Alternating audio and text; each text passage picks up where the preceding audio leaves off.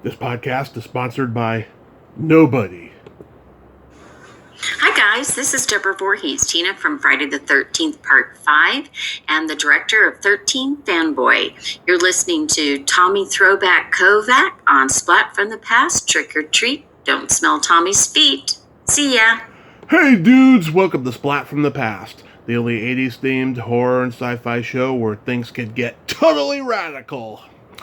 Now today I will be welcoming my second guest from Friday the 13th Part 3, and I'm talking about Terence McCorry. Now, Terence was Steve Miner's assistant on that movie, and he got to play a deputy right at the end of the movie, in the last scene when Dana Kimmel is being dragged off by police, after the boat incident.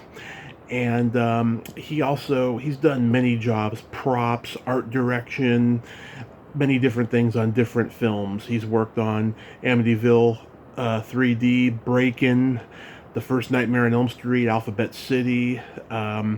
Stephen writes The Appointment of Dennis Jennings, which I love that. Oh, I gotta talk to him about that. He's done all these different jobs in the industry, and we're gonna talk about all of that stuff.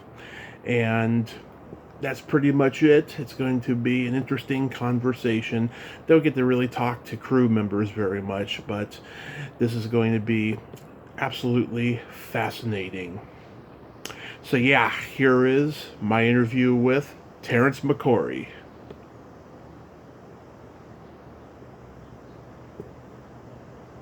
Hey Terence. Tommy, how you doing? I am great, sir. How are you? I'm good, thank you. How things in the West Coast going well? Yeah, I mean things are starting to open up again over here, and the death rates has gone considerably down as far as where I live. Where are you? Reading. Reading. Whereabouts is that? I'm trying to think. Is that in the valley? It's up north. It's on the way to Sacramento. Oh, okay. All right.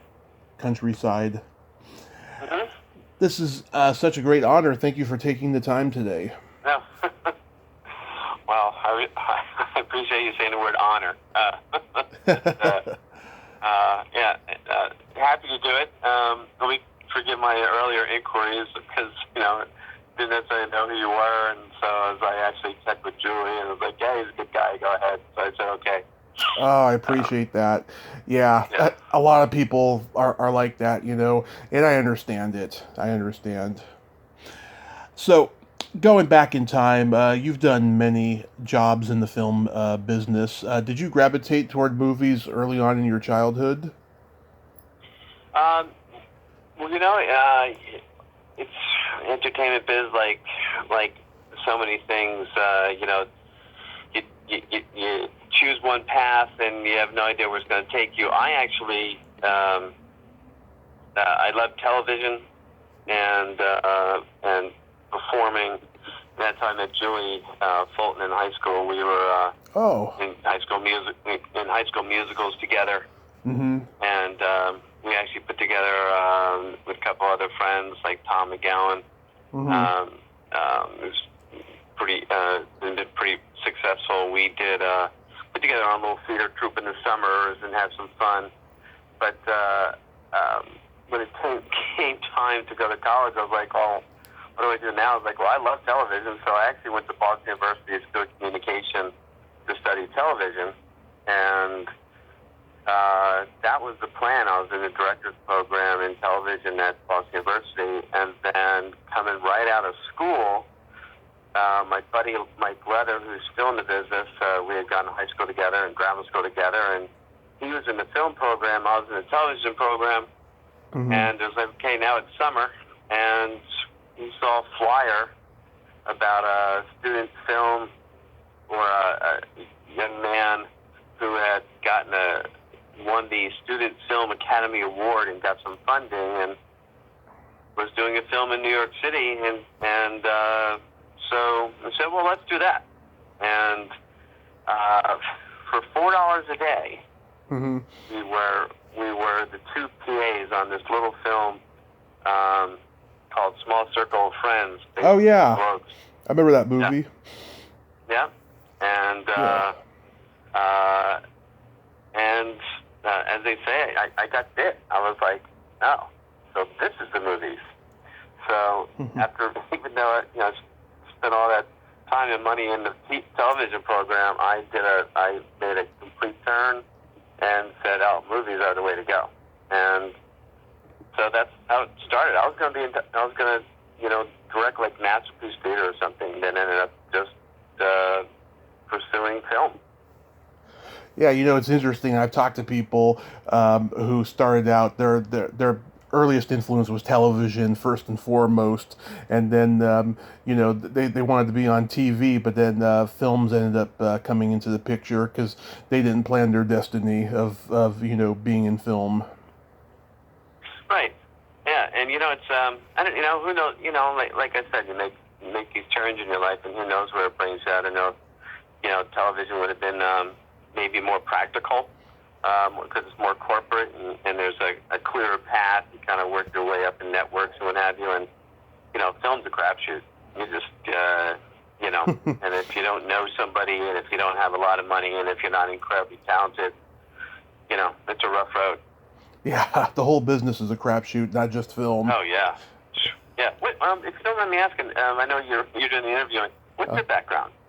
You obviously love this stuff, but what what brings you to it? From the time I walked out of the womb, I've been in love with film and entertainment in general. I did stand-up comedy for 10 years. I did some theater acting and backstage prop handling.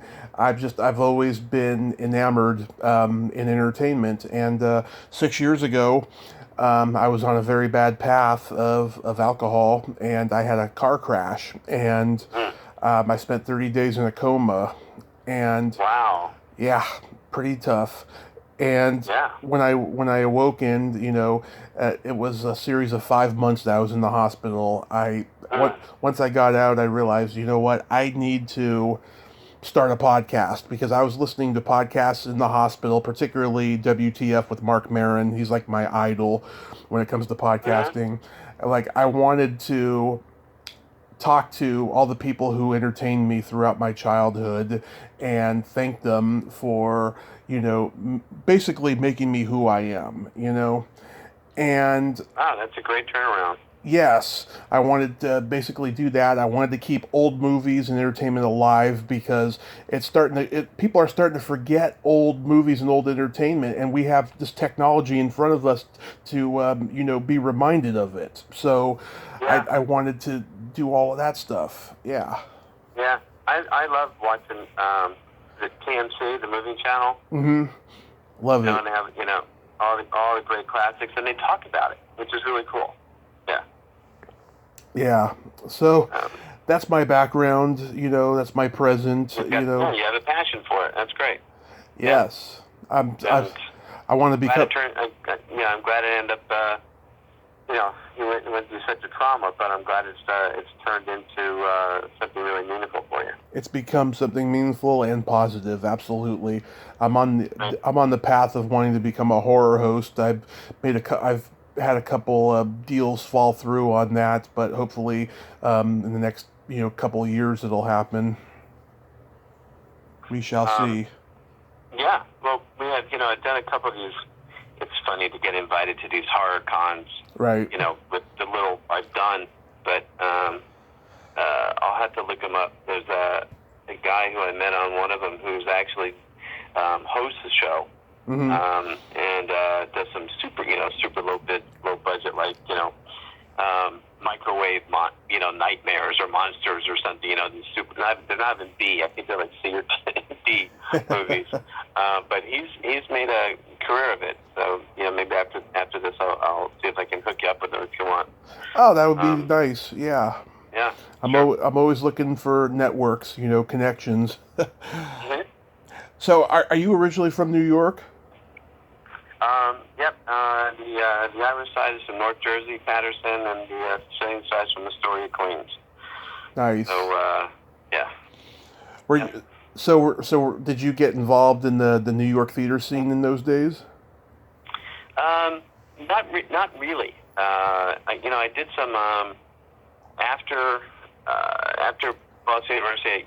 and doing that short film. That the production coordinator on that film, Denise Pinkley, ended up also being. She was the production coordinator on the first, maybe or the second Friday the 13th, and they were going to do part 3 out in L.A. And they had gotten a big budget for it, and that's how I got on Friday the 13th.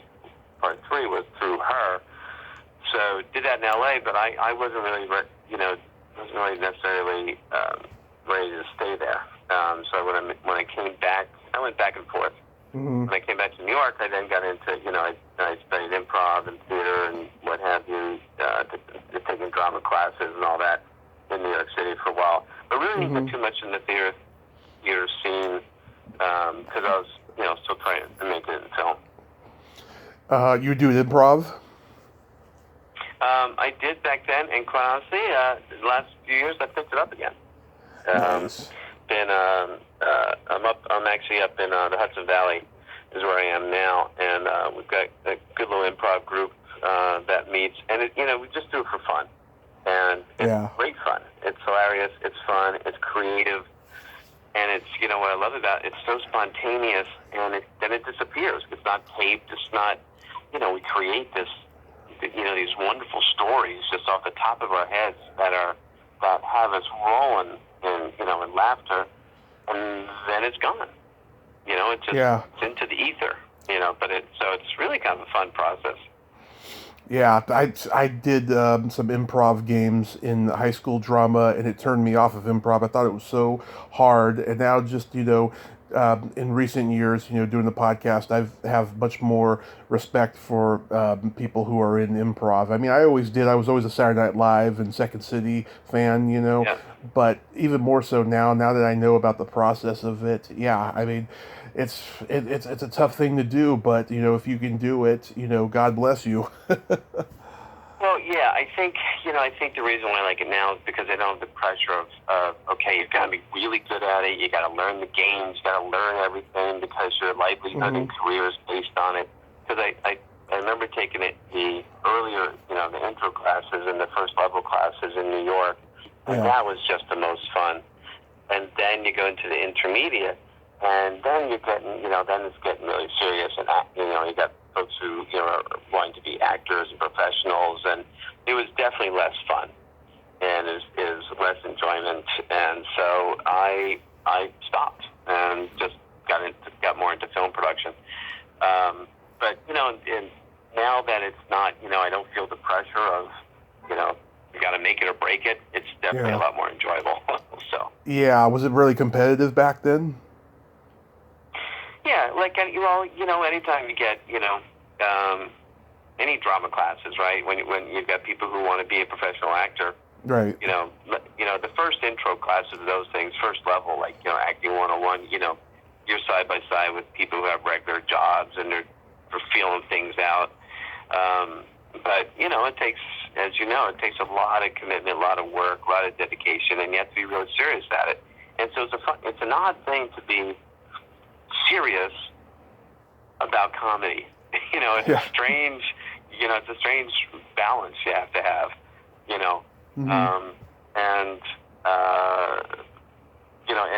it wasn't for me when it got serious. I'm like, wait a minute, I'm here supposed to be having fun and laugh, and I know you have to understand the guidelines and the rules and what have you, but man, you guys are being really intense.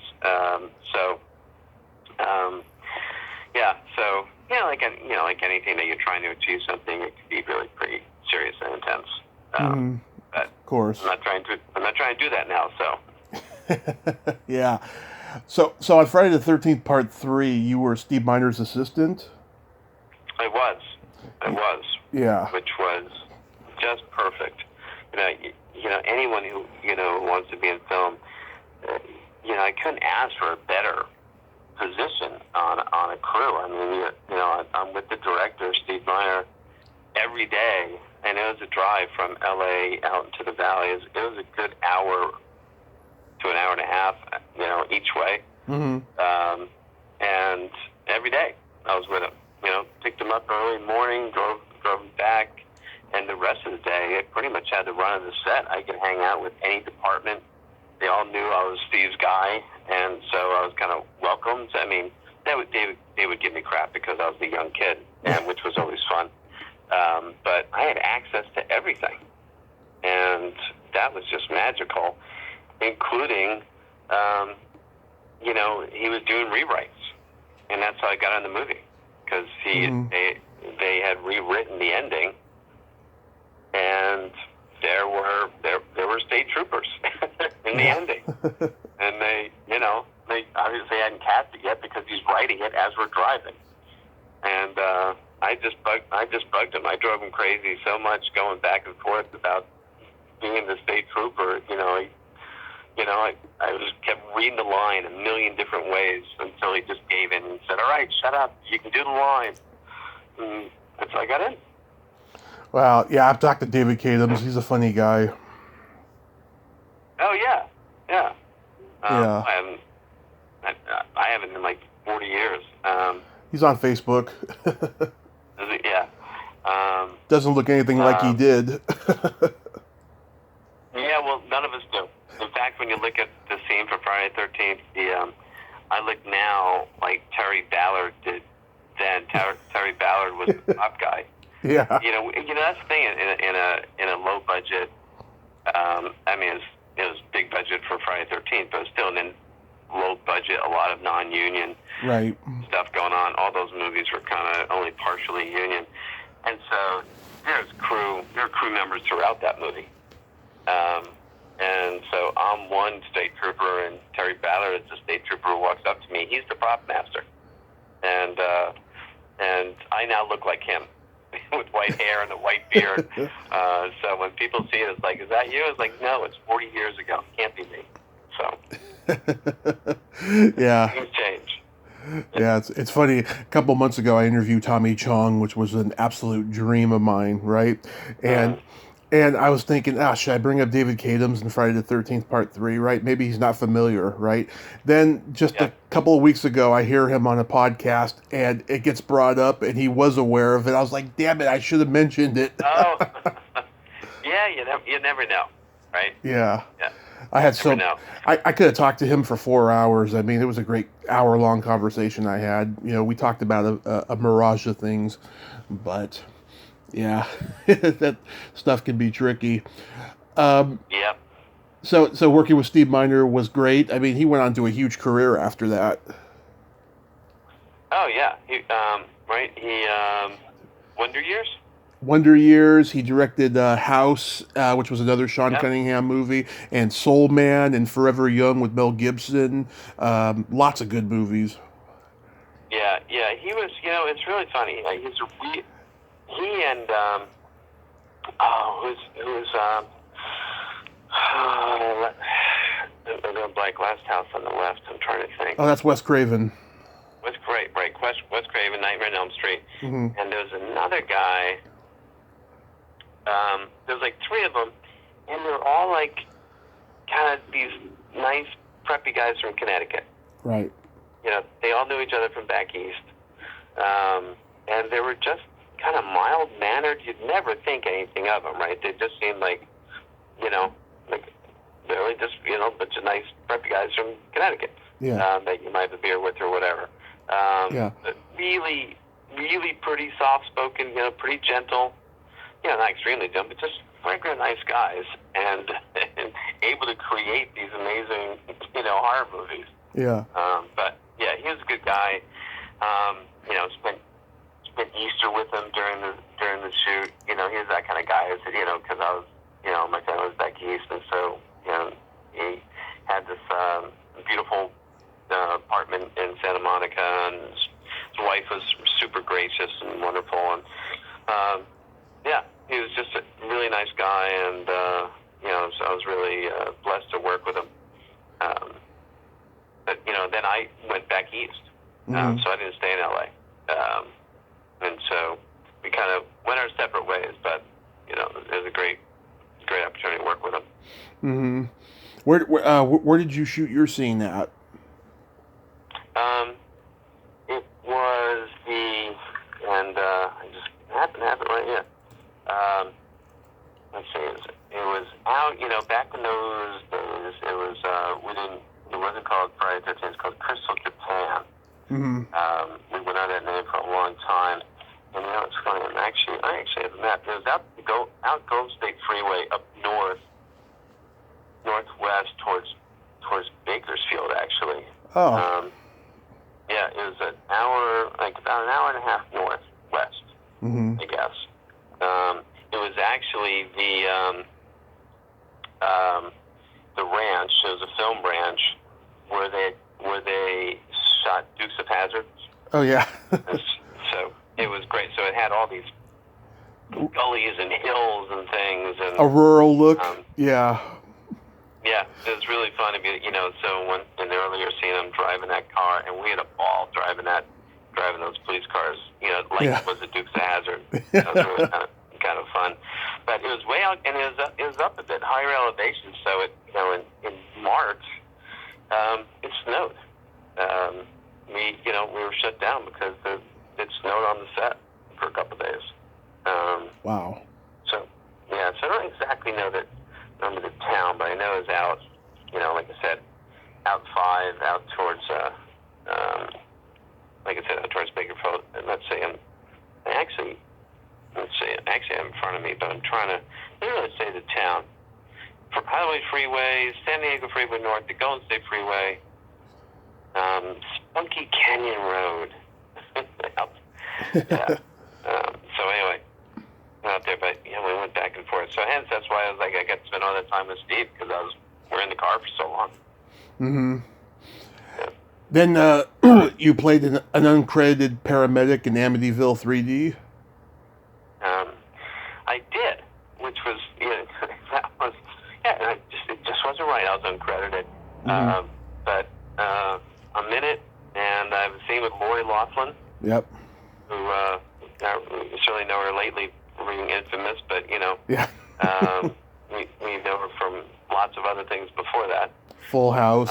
Yeah. Yeah, and there's the Amityville house that was in Long Island, but they found one in Toms River, New Jersey, which is where that was shot. And I was back in Jersey at the time, and right place, right time, and just got in that, and that was fun. And the funny thing about that, for some reason, if I would have been more savvy, I could have talked to SAG about it, but they dubbed my voice, and so when I went to see it with my family, it sounds like a Japanese, Godzilla movie. Like, out of my mouth, and out comes this voice, no pulse, continue CPR. What the hell is that? I was like, I got such abuse from my friends and family who were with me because it clearly was not my voice. It was this, octaves lower, this deep, husky voice. And I don't know, I guess they didn't like the sound of my voice or something, but, there was a few good stars in that movie, Amityville 3. Yeah. Again, right place, right time. I think my Uncle Nat actually turned me on to that. He saw it in the Asbury Park Press and the newspaper. Hey, they're looking for extras. And I was like, all right. So, right place, right time. Yeah. How was working with the legendary Richard Fleischer? I'm trying On Amityville, yeah. I was there for, just like the afternoon. Mm-hmm. It was really a one day, so didn't have that much interaction with them, other than he gave me screen direction, which he had not given, and did not include Lori Loughlin in the conversation. Mm-hmm. And so it took her off guard when, as the paramedic, she drowns in the scene. He instructs me to do what a paramedic does, and we do the whole thing with a stand-in that CPR and give mouth-to-mouth, and did not inform Lori Loughlin that this extra was going to be doing mouth-to-mouth with her, and that was a little startling for her. She's Oh, yeah. eyes closed. I'm doing the CPR, and I lip lock her and give her mouth to mouth, and her eyes just open wide. Yeah. She's supposed to be drowned and dead. So I swear I said this, I'm right there. I'm holding my hands on her forehead, my lips are on her lips, and I look over and her eyes jump open, and I turn and just turn my head and go, "Close your eyes, you're dead. Close your eyes, you're dead." And she's like, "God, who the hell is this guy?" Yeah, it's like doing a kissing scene, it's awkward. Well, especially when she doesn't know it's coming. Yeah. Right? And it's me, just like, no, who's this guy? Oh, yeah. It was uncomfortable. And, she was pretty young at that point. I mean, so was I, but I mean, still. So that was, I guess, a little Richard surprise for Laurie. I'm sure they had a conversation when I wasn't around about that one. It's not in the movie. So maybe they wanted to erase me completely. Like, let's dub his voice. Let's not credit him. Let's make this guy disappear. So, Yeah, that's not right. Yeah. He's living on your podcast. That scene's living on with our conversation. So. You were a costumer on Breakin. I was, and probably the best thing about that is that it then led me to being a costumer on Nightmare on Elm Street. But it was all fun. It was all low budget. It was all, Breakin was with Canon right. films, and it was the cool movie because it was breakdancing and the one, I guess, a favorite little story about that is Ice-T. Yeah. We all know so well at this point. Yep. He was a DJ in it. Yep. And slept on my couch. Oh, yeah. He probably has zero memory of, but this was back when he was kind of, quite honestly, still in the hood. This was, and breakdancing was kind of, it's kind of radical in those days, and they wanted to make it real, and so they used him in the scene, and I was actually renting a house in the Valley. It was Shirley Temple's old guest house, and one of the costumers, we all stayed in the same house. Ended up, being roommates, and so she had a couch, and he slept on the couch while we were shooting. So another of these weird claims to fame, right? It's like Ice-T slept on my couch. I got yelled at after kissing Lori Loughlin. I probably watched Johnny Depp's costume because Nightmare on Elm Street was Johnny Depp's first movie. That I don't think he even admits to. So all these my little claims of fame, but all very fun. Yeah. I talked to Michael Boogaloo Chambers last year, and really? Yeah, great guy, very deep and insightful guy, loves to talk, I'll tell you. He told me, and it all makes sense now, his style of dancing, he says he was not influenced by Fred Astaire or Gene Kelly, though he really respected them, but his biggest influence as far as dancing was Ray Harryhausen's Creatures. Really? Yeah, like Seventh Voyage of Sinbad and Jason and the Argonauts, just the stop motion and the way that he does it. Stop motion stuff, yeah. Yeah, doesn't that make sense, that though? Makes sense, yeah. That makes perfect sense. Yeah, I thought that was very interesting. Oh, that's interesting. Yeah, he was, and just forgive me, I'm trying to get kids here so more on it than I am. Go ahead. He was the younger one? Yes, he was like 15 when he did that movie. Yeah. I guess he was the kid. And I mean, it's easy to say these things, right? But my very distant memory is that he was a really nice kid. He was really kind of humble and kind of, and he still is overwhelmed by it, but really nice kid and super talented. But that makes perfect sense because I know they're kind of trying to do that in the movie, I think, about his influences or whatever. But no, it makes perfect sense in B-stop action. Yeah. Yeah, nothing's changed. He's a great guy. No, that's great to hear. Yeah. So then A Nightmare on Elm Street. How was working with Wes Craven? Did you have to deal with him at all? Well, sure, because I was the costumer, on-set costumer.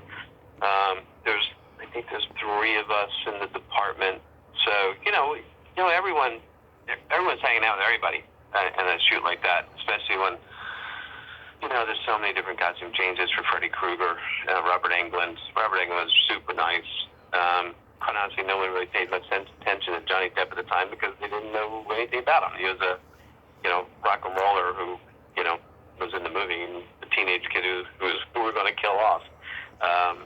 But that's what I said even about him and Steve Miner. These guys are just really nice guys to be around, really kind of gentle and nice to work with, and capable of creating these incredibly gory scenes of the spinning room with blood flying everywhere, and but a good guy. I would have loved to work more with any of them, but like I said, you go your different paths. Yeah. Did you? A really fun shoot because, like I said, also a lot of it was only partially union. Mm-hmm. So things were a little looser, I would say. Yeah. And it's early 80s in LA. Right. Things were a little crazier back then too. So. Yeah. Did you have to handle Freddy's sweater and hat? Absolutely. Yeah. Mm-hmm. I washed many a striped sweater. Yeah. Oh yeah, and especially because I always had a lot of times, and not just his, but the stuntmen, the guys who are on fire. You gotta Yeah. Yeah, it was a heavy costuming, washing, because I wasn't the key, it wasn't my department. So they got a lot of crap jobs back, because, when you're trying to make it, you take whatever they're giving you. So I was, suddenly I'm a costume. Okay, all right, let's do this, Yeah. Or you can make your contacts. But, and it's great to be on set for those things, all those crazy effects, before CG, right? So, Right. The spinning room, the crew they got ropes and they're pulling on ropes to spin the room, and and it's just wonderful to watch that stuff happening successfully or not, Right. So, he was, there wasn't a lot of drama with either, Wes or Steve. They're pretty straightforward, good guys to work with. Yeah. I've talked to 3 people from the movie: Ronnie Blakely, who played the mother, Leslie Hoffman, who played the hall monitor, who turns into Freddy, and Nick Corey, the Latin guy. Oh yeah, I remember Nick. Yeah. Yeah, very good, humble people. They just, they laugh at the success of the movie and the franchise. They're very humble about it. Oh, it's crazy you and I are even talking, right? I mean, considering, it just, all these years later, somehow, my friends joking with me about being like the 3D king is like Amityville 3D and 13 3D, and then, all three movies within like almost a 3-year span. It was just a little chunk of time, a little, right place at the right time. And and these, Friday the 13th was part 3, so you kind of had an idea that there was a series going on. But because it's 3D, that was the gimmick. But it wasn't any sense it was going to be like 17 of them. Mm-hmm. And they do a nightmare, and it's not like they were thinking franchise at the time, People thought Friday the 13th Part 4, the final chapter was going to be the final chapter, but it kept going. Oh, yeah. That's what it's called, right? So the final chapter, yeah. They're money makers. They low budget horror movies are just that's the way to go. If you don't have big bucks and you're trying to get into the business, it's a good way to do it.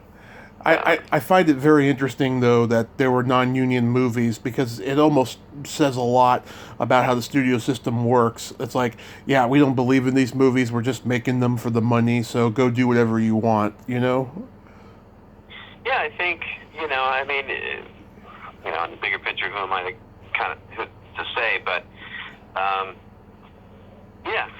the industry wasn't quite unionized at that point. There's SAG, there's IA, Teamsters is a joke that, the joke was always the Teamsters union was the strongest union, and they were all transportation, so they would kind of tie things up for you, but, the other crew positions could all be pretty loose. The unions hadn't quite gotten a grasp on production yet. And, it's kind of the reason I came east was soon after that. It was it was only a couple of years later, mid-'80s, when it was like, okay, you're going to go union, we're going union, so you're going to, then you're stuck, right? You're a union costumer or a union prop master or, a union grip or and so you couldn't really go department to department or have the freedom of film. You really kind of started to get locked in. And I didn't want to get locked in LA because everyone I knew was back east. And those days I still thought a lot of my friends were all going to be Spielbergs. We're all going to direct and produce, and you don't want to be locked in as a costumer if that's what you want to do. So, so that was kind of the catalyst. Actually, I think now I hadn't really thought about it, but the unionizing of film really, I think, did kind of send me back east and kind of got me into just, all right, let me just try and write some scripts and see if I can make this happen. So. Yeah. He also did art direction on Alphabet City. Yep. That was, again, right? So, like I said, you go wherever you're going to get a gig. And so one of my trips back east was Alphabet City. And that was rough. Mm-hmm. That was really, that one and Bloodhounds of Broadway were both really rough. Mm-hmm. But that outfit was rough because it was so low budget. I mean, not super low budget, but it was pretty low budget. And where we shot on location in Alphabet City in New York. And I don't know if you know what Alphabet City is. Yes. But it's the Lower East Side, right, where avenues A through D. And you didn't go there back then. It's only really in the past 15 years, maybe 20 years, you'd even go to Avenue C or B. But it was all shooting galleries and drugs, and it was rough. And we shot on location in real shooting galleries. We dressed as art director, we turned this little meat packing warehouse room into a nightclub. But other than that, we were shooting in some rough locations, rats, and it was, like I said, it was rough. Even though I was the art director, we were such a small crew. My buddy, the same buddy Mike, who I was in grammar school, high school, BU with, and other films with, he was on the film with me, and we had to do some pretty nasty things. Right. It was only a department, 3 guys, so it was all hands on deck. But again, always incredible stories and really cool experiences, but not easy. Not easy. Mm-hmm. Yeah. I made friends. I've got friends from back then that I'm still, they're still in the business, and I'm still buddies with them, and so you do make lifelong connections. Like anytime you're in a struggle with, whether it's film or or whatever, when you go through a struggle with somebody, you kind of get bonded with them. Oh yeah, I mean sometimes you'll never see that person again that you work with on a movie, but then there's those rare ones that you'll be friends with the rest of your life. Yeah. Oh, absolutely. Yeah. Steve Love, who's in LA, he's an AD. He was the second AD in Alphabet City, and and we both ended up in LA together. It's interesting. Even when you haven't seen somebody in 40 years. I did this horror con in Kentucky a couple years back, and I think Annie Gavis, I think, was on it. I think that if I get that right, and she was just in a scene in Friday the 13th. Mm-hmm. And had as many lines as I did. I think we both had one line or two lines. And she was also on this thing, and we clicked right away. It was like, oh yeah, I remember. We kind of had to figure out who we were again, and we all had all these great stories in common. So it's there's little moments in time that you can kind of plug back into. So if and that I hadn't seen her in 40 years. So yeah, the conventions have really enabled people to reconnect. Yeah, I mean it's it's humbling and kind of silly that I'm even talking to you, but and get invited to do these little movie horror cons, but it's great. It's really fun, and you get to connect with people, and that's probably in part why you also like the entertainment business too. I mean, it's the people you connect to. It's great to hear their stories and get to meet people and know people, and Did you do people, right? Absolutely. Did you do props on Ghoulies? I did. For just like I knew I forget who it is now, but I knew the prop master on it. He brought me on, and again, right? This because there's this. It wasn't union. The whole thing was unionized. Yeah. I'm also in that. There's like I ended up did some scene as an extra on that. Mm-hmm. I don't even remember. It's uncredited. I don't even know where it was, but it's kind of like, hey, we need somebody to do this or that. Right. So I didn't spend a lot of time on it, but I did. Yeah. Yeah. Because there was just so many opportunities with these little horror movies all over the place. That, like I said, because it wasn't necessarily unionized at that point, you could really jump in. I got to ask about this because I grew up loving Stephen Wright, The Appointments of Dennis Jennings. Yeah. You get the whole thing there, don't you? It's funny to bring all this up. Yeah. How did you get involved with that? Again, because probably the most consistent thing I did was as a prop master in art department. Mm-hmm. And so, and you have connections with either, production designers or art directors or Mm-hmm. production managers or production coordinators, who do the hiring. And so, quite honestly, off the top of my head, I don't recall who it was on that. It might have been that I knew the designer or art director and got hired as the prop master.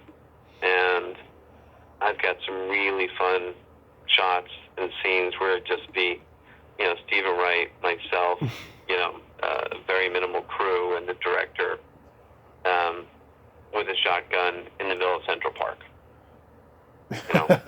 Yeah. And him hunting. I'm trying to think. Either he was hunting down the doctor, or I'm trying to think. Was he the doctor or was he the patient? Rowan Atkinson is the doctor. Rowan Atkinson. Oh my God. Thank you for that memory. Oh yeah. How crazy is that to be in scenes of Rowan Atkinson and Steve Wright? Yeah. And it won the Oscar. Yeah. In a short film. Did that shock you? Yeah. I was, because I remember watching it. I was like, I was shocked it was nominated. It was comedy. Then when it won, it was like, geez, I should have dressed up in my own. Of course, you have Oscar parties. I was like, I should have been more dressed up for my own little Oscar party in the house. Yeah, it was great. That yes, I was a prop master on an Oscar-winning film. How about that? Yeah. But because of those two guys, you could just be really silly on the set. We were just messing with each other. I actually got a picture of somewhere of Stephen Wright. I had tied him up and put this crazy duck hat on his head in the middle of the woods of Central Park, and it was it was a really small group. Maybe there was 5 of us, 6 of us, and him laying and just all by himself and staying there tied up with a duck hat in the middle of Central Park, and We could have easily just left him there for, but the two of them just made life, it was funny all the time. Yeah. Of course it's serious, but so, it was silly and yeah, we've got these serious, we're creating sets, we're working hard, we're professionals, but it was easy to have fun because they were always having fun. Yeah. I agree with you. I've always liked his humor, his dry humor, Yeah. I just remember a couple of his jokes, right? When George Washington flips a coin, does it say heads or me? Or something? Yeah. Or, Curiosity killed the cat. Oh, what was it?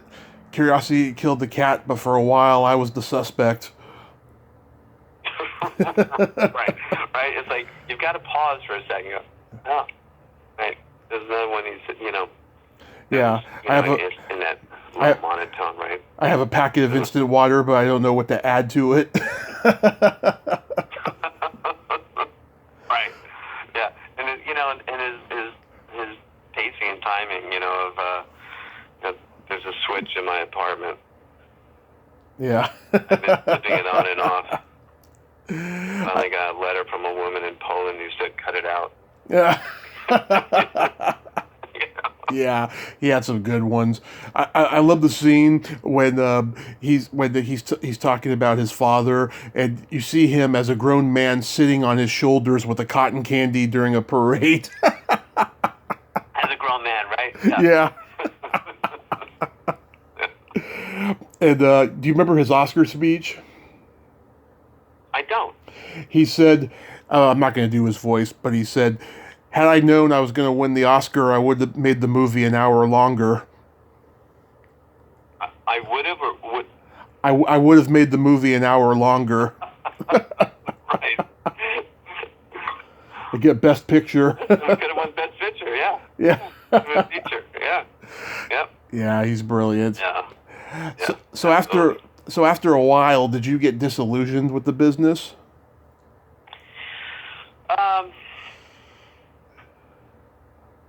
Quite honestly, yeah, I guess so. I got we're talking so, positively about the people in the business, and I still feel that way. Mm-hmm. But I had, and I think it was actually Peter Schindler, I think, who was the associate producer and AD on Friday the 13th, and it was really good advice. He said, look at the people who are in the positions you want to be in. Right. And you'll see who you're going to become. And you'll see what you have to do to be in that position. And as nice as all these guys are and what have you, it's pretty, as that pyramid gets narrows to the top and you've got less folks in those prized positions, it gets a little more cutthroat, or a lot more cutthroat. Right. And I found myself, and not necessarily with Wes Craven or Steve, but just with generally directors and producers and people at the top, I just found that I really wasn't that person. I wasn't the type of person that I saw in those positions. I didn't kind of like what you had to do to get there. I didn't like how you had to treat people to get there. I didn't, and those were the positions I was looking for. I wanted to direct. I wanted to be, I wanted to be at the top of these things, and produce and what have you. And I kind of found myself going, I'm not, I don't see my role model. I don't see the people I want to become as an adult, right, as a human, in those positions. And I'm like, so am I that, full of myself or cocky that I'm going to be in that position, I'm going to change the world? I actually had and it's an unwritten script that I always wanted to write and project called the movie that changed the world. Mm-hmm. But that wasn't going to happen. I wasn't going to, I wasn't going to break the mold somehow. And I was going to have to do a lot of things I didn't want to do, especially because I didn't have a lot of money. I wasn't brilliant, and I didn't have any contacts. I didn't know anyone in LA other than Denise Binkley, the production coordinator, who offered me the Friday the 13th job. Yeah. I didn't know anybody. Now half my family lives in LA. I couldn't get them to move out in the 80s. Now they're all out there. They're in the business, but at the time I couldn't get anybody. Yeah. And so I actually and then there was a writer's strike, and it got harder, and I kind of did a 180, and ended up on the path that I'm on now. I kind of left the business to get a master's in theology, Mm-hmm. and became a campus minister, non-ordained, but started to kind of went down the spiritual path of serving high school kids and college kids and trying to help, trying to make a difference that way. And that felt more complete, felt much more fulfilling, felt more like who I am as a person. But obviously I still miss the business, and I'm still in SAG-AFTRA, and I still do a couple things here and there. Because, there's so much, as you have a passion for it, there's just so much to love about it. That did end up being my path. That's wonderful. I mean, I've talked to so many people over the last 4 years, and I've heard everything you could possibly imagine about, leaving the business because this happened, that happened, whether it's #MeToo or just got tired of auditioning or the backstabbing elements of the business, just all of that stuff. And it usually has a pretty happy ending. I mean, I've talked to a few people who had a not so happy ending, people who resorted to drugs and alcohol and mental illness and stuff. That can be very heartbreaking. But for the most part, I've heard a lot of happy ending stories like that. But that's good to hear, even your own, right? Yeah. Yeah, it's good that we come out on the other end. And then sadly, you're right, there are those stories. I know some guys who, were my peers who stayed in it, and got to a point where, they physically couldn't do it anymore. They physically, I'm not going to be Spielberg. I'm not going to be, I'm not going to be in that position. It's not going to happen for me. Now what do I got?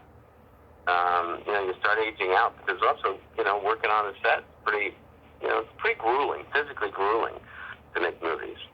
So unless you're being pampered and someone's getting your chair, and you got your own camper, it's rough. It's not really an older man's game unless you're being pampered. Exactly. Yeah. So, have you gotten invited to any horror cons lately? I mean, I know the pandemic's happened, but like in your area? I just did I did a Zoom one. Uh-huh. It was actually, this was fairly good timing, because that's why when you contacted me, I was like, who are you? What are you? What's this about? Yeah. Because I just did it's called the May Massacre, I think. Mm-hmm. And it was a Zoom horror con, which we, they talked about Friday the 13th and things like that. So did that. It's been, before COVID, I did a couple back-to-back little horror cons down south, and met some really good guys on that. But Yeah. then, everything kind of stopped. So it'd be fun to do some more. I just have to, get myself, make myself a little more available and see what's out there. Yeah. It's not like, and I kind of feel like I probably should, because I do like it. It's so much fun, and you have, the people you interact with are great. Right. But you kind of have to create your own, as you know, sell yourself. You have to create your own little promo package, and I probably should, because I think it's like the 40th anniversary of Friday the 13th is coming up. I think it's next year. So, the timing is probably pretty good for me to do a little social media self-promotion. So, Yeah. I know. The guest I've been trying to get for 4 years from part 3 is Tracy Savage. I know a guy who's had her on his show twice, and I think they connected through a mutual friend or something. But fingers crossed in the future, I'll get her on. Well, Tracy Savage it's very interesting because she was supposed to be on the May Madness, the May Massacre that I just did last month. Right. They had some problem connecting with her or whatever, and she ended up not being on there. They had Paul Kratka, but they lost his signal when he was out in the middle of the ocean somewhere. But so that was the intention. Yeah, I was looking forward to talking to her. She was a pip. On that set, she could throw a football like nobody's business. Nice. Oh, yeah. Yeah. I love women who are just like one of the guys. I really do. Oh, me too. Yeah. Always been a fave of mine as well. And she was. Yeah, she was great. I was looking forward to having her on the Zoom, but it didn't happen. That's one thing that stood out in my mind. Like, man, she could throw that ball. Yeah, was Zerner there? Say it again? Was Zerner there? Larry Zerner? No. No, on the Zoom, no. Yeah, I tried getting him on here a couple of years ago. He just didn't express any enthusiasm for it. I don't know, some certain people in certain horror movies, they go through periods where they're like like Michael Nesmith did with the Monkees. Like sometimes he's glad to be associated with it, sometimes he's not, certain people, certain horror movies are like that, I noticed. Yeah, I guess it makes sense. Almost like anything. You may get someone at a bad point in their life, or a bad day, or a bad year, like you said, that they just might have left a bad taste, and they'd rather just leave that all behind them. Mm-hmm. Absolutely. Quite honestly, because it is so difficult, I do remember. There are points where it's just like, I can't do, you can't do that again. It's like, I don't want to do that again. I want to forget that movie ever existed. But, time really does heal a lot of wounds. Bloodhounds right now is a lot of fun to talk about because of all the, Madonna was in it, Rutger Hauer was in it, it was an incredible cast. But talk about Nightmare on Elm Street. That thing should be called Nightmare on Elm Street. It was terrible to work on. It was a brutal film to work on. And you couldn't wait to be done with that thing.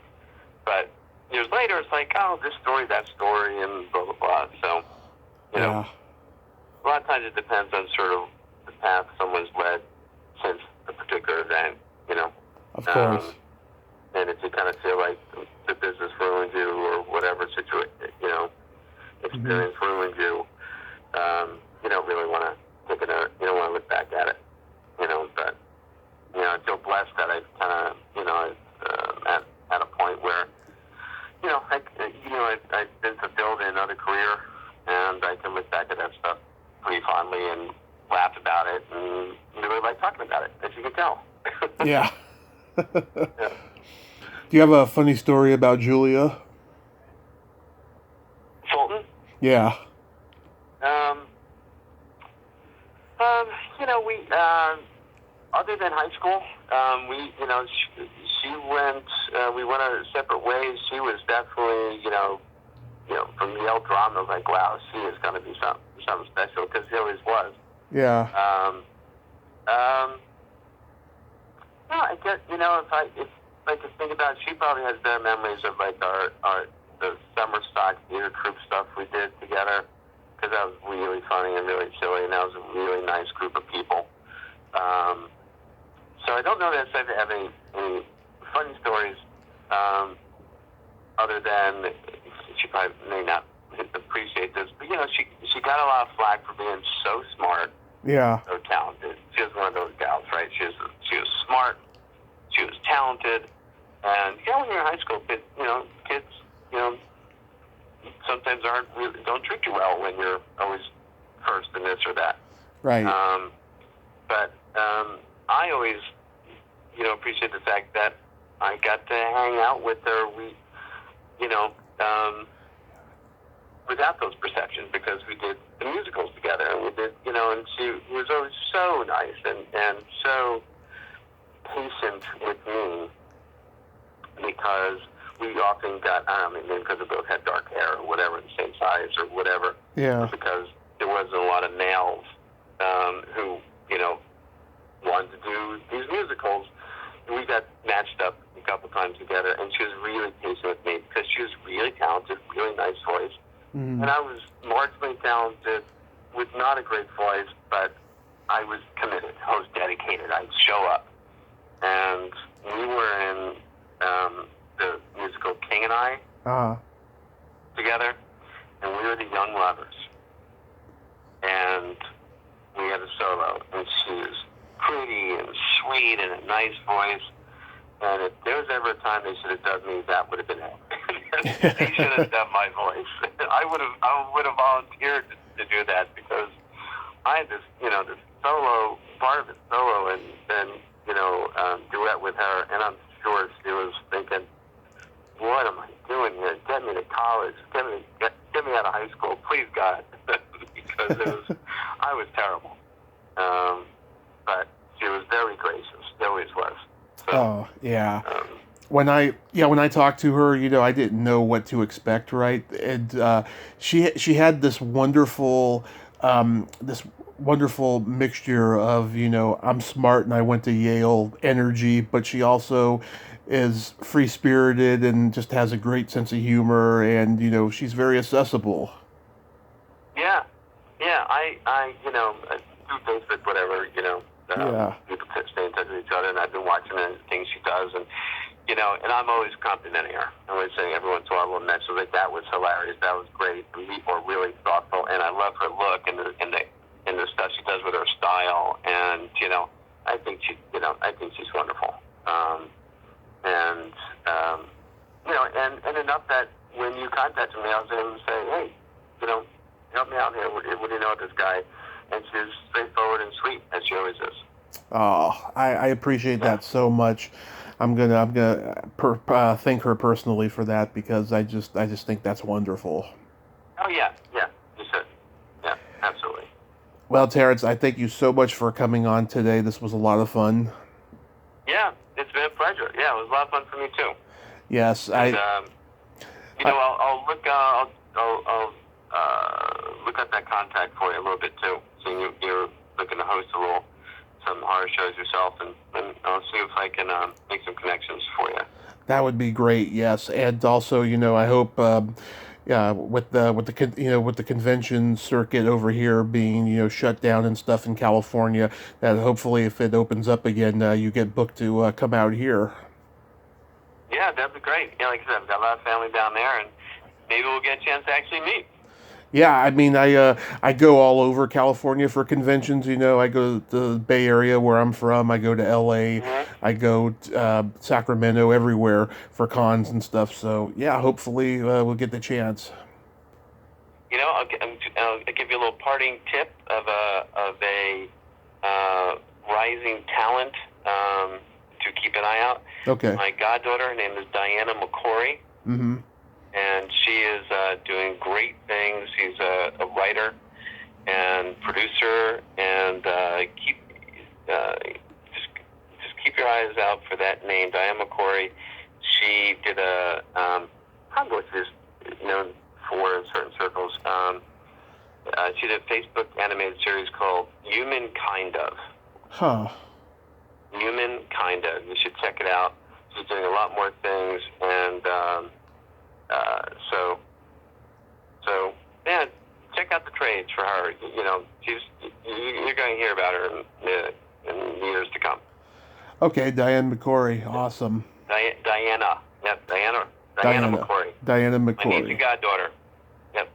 Awesome. Yep. Well, you have yourself a great day, and be safe over there. Hey, you too. Thank you. Great talking to you. You too. Okay. Bye-bye. Bye-bye. Well, there you have it. Terence McCorry. Ain't he a cool dude?